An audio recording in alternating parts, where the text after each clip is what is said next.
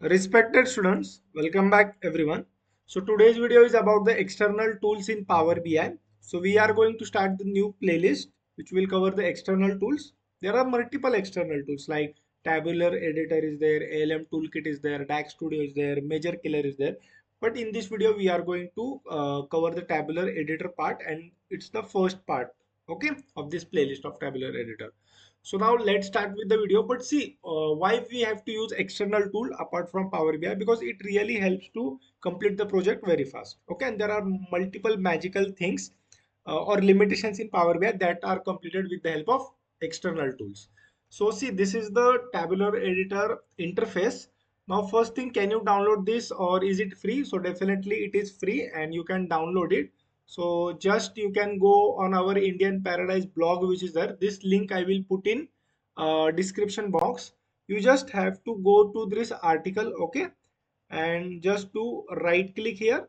And when you will do right click here, you will be over to this new website and just okay, write your email address and download it. Okay, and once you download it, go to your download folder section and see this one is there. Just double click and just do run. That's it. Okay, automatically in your Power BI, the external tools which is there here, Tabular Editor will be shown. So now let's start with the first thing. Now I've told you how to download. Now let's start with the first thing. See, we are going to cover three things here. The first is like in live connection. There are three connectivity modes: import, direct, and live connection. In live connection, you are not able to see the DAX formulas.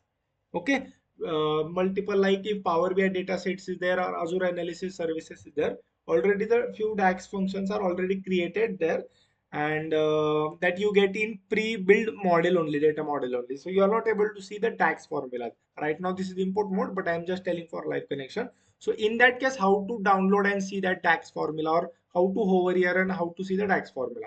So see here, you can see test on hold is there, but you are not able to see any formula. So how you can see? So see, this one code is there.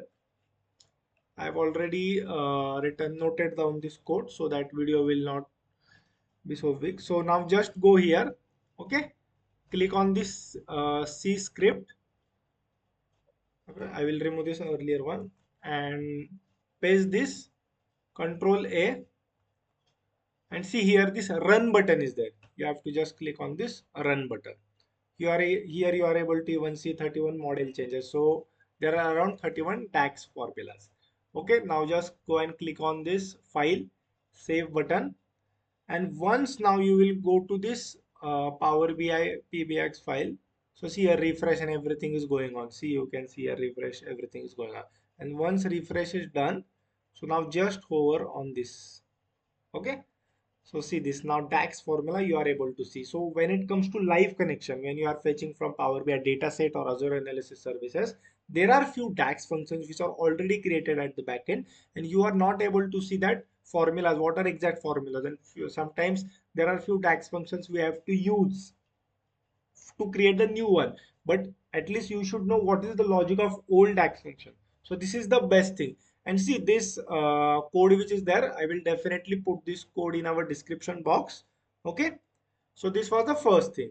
Second thing is about the performance. Like we all know that performance of our Power BI file, like PBX performance wise, sometimes it impacts so much. Like in case of direct query, if concurrent users are there, definitely it takes more than 10-50 seconds. Okay, in import mode also, sometimes if file size is more than, let's say, 800 MB, or if data is around more than 1 CR. So in that case, there are some performance wise issues. So how to check it properly? I've already told you many things, but tabular editor point of view, how to check it? So see, even there is one JSON script. Okay, so this script which is there, you just have to copy. Okay, go to this again C script, remove this, Control C, again do Control A, again do run. Okay, so after doing run, first save it. Okay, now close it, and always open tabular editor from Power BI file. Don't open from this search.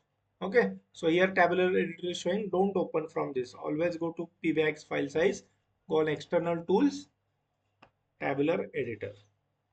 Okay, So now you have written the code for performance optimization. Go in the tools, best practice analyzer. Okay, even F10 you can write and see now.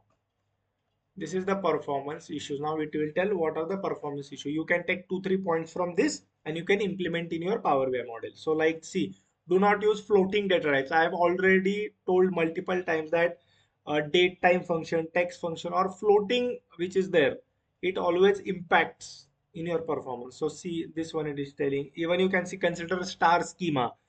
Okay, it is suggesting to use the star schema data model. So there are multiple things like date calendar table should be marked as a date table. Okay, so it is mentioning many multiple things. See, remove auto date table which is there. So these are the multiple things. See here it is saying for this stat table many multiple like Power Query transformations were done, so I can remove that. So there are these multiple points it has suggested, so you can take any 3-4 important points which is there. See in next video I'm going to tell you more like which table or which column is taking, let's say 100 MB semantic file size is there, then which is taking the more size. In next upcoming part 2 or part 3 I'm going to tell multiple things. This is the first video, so basic things I'm telling how to check the performance. Okay, so now third thing which is there. Okay, so third thing is also very important as a Power BI developer. See there are multiple columns now like in this stat. So can we create the folders like let's say booking approval, booking collection? Can we create the folders? Yes, we can create folders. In this data model we have to go. Okay, we have to just write booking center and display folder. But here the point, what the point is there? Let's say if you are giving name Vinayak for this display folder, for every video for every column you have to go and write Vinayak and place that manually. But the best part about Tabular Editor is that which I use in my real-time project daily. So go to this table, okay, go to this stat, and let's say if just do control and this till age I want to take all the columns. Okay,